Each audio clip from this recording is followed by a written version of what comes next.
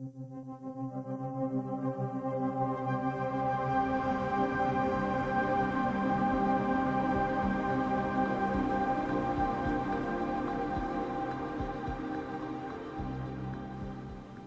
is known as the father of Greek tragedy. He was believed to have won the first ever competition in tragedy, held at Athens in 534 BCE, 9 years before Aeschylus was born.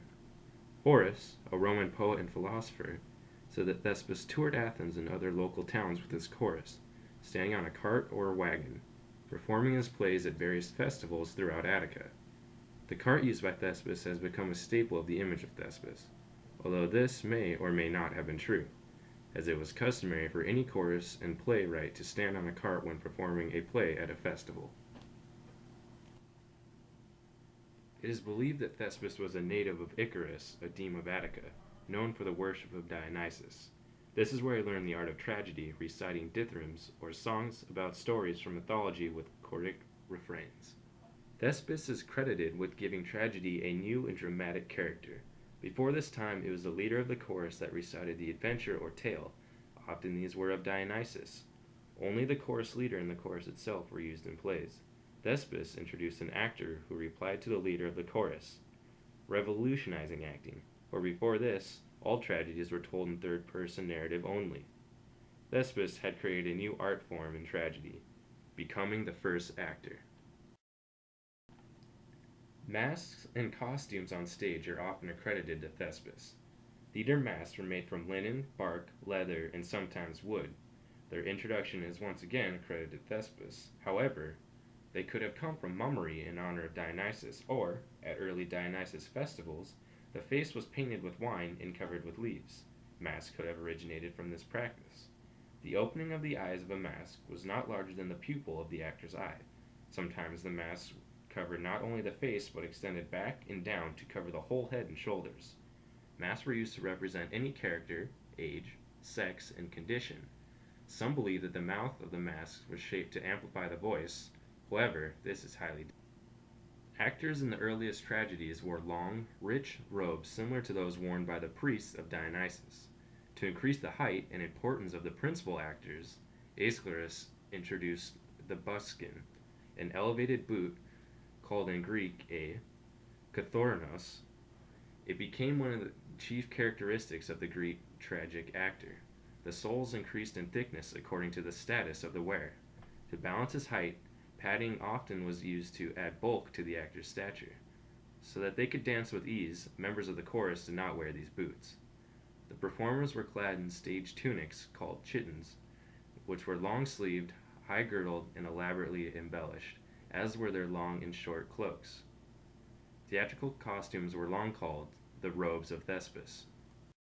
Works that are generally associated with Thespis are funeral games of Peleus, priests, and Pentheus. However, it is not certain that these are plays of Thespis, and they may actually be forgeries.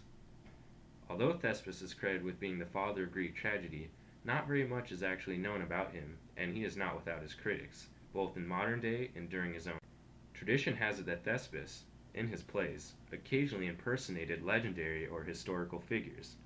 Plutarch, in Life of Solon, relates that Solon once confronted Thespis when he was acting. After the performance, he asked Thespis if he was not ashamed to tell so many lies before so many people. When Thespis said there was nothing wrong in saying and doing such things in entertainment, Solon hit the ground with his stick and said, "If we are so pleased with this sort of entertainment, we shall soon find it in public affairs also." Solon seemed to be afraid that the trends Thespis was creating in acting could spread to the government, where respect for history and legendary characters, as well as current leaders, was very important. Although it is often said to be Aristotle who credited Thespis with his new additions to the art of tragedy, Aristotle never actually mentions Thespis in his Poetics. Aristotle's Poetics goes into great depth on the creation of tragedy. Does this absence of Thespis mean that Aristotle did not mean that Thespis actually created tragedy? The first mention of Thespis was by Pseudo-Platonic in Minos, where it specifically mentions that Thespis did not create tragedy. This at least means that there is a common perception that tragedy originated with Thespis when this was written, as there would be no reason to denounce Thespis otherwise. Thespis may have been accredited with the creation of tragedy because the Greeks seem to have a need to credit things with specific human actions, like the creation of Athens by Theseus and all good laws coming from Solon.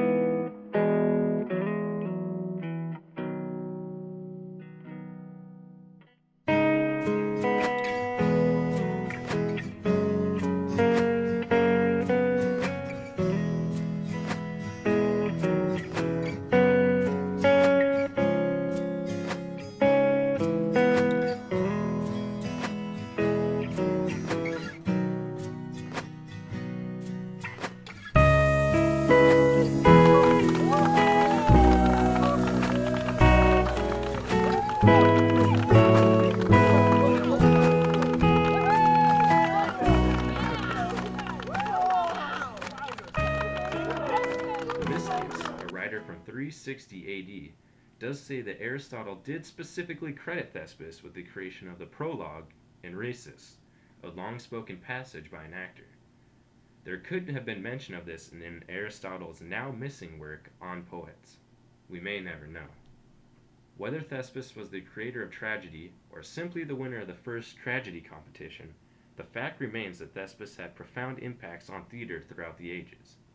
This can be seen in that those who are associated with tragedy or drama are often called thespians, originating from the name Thespis.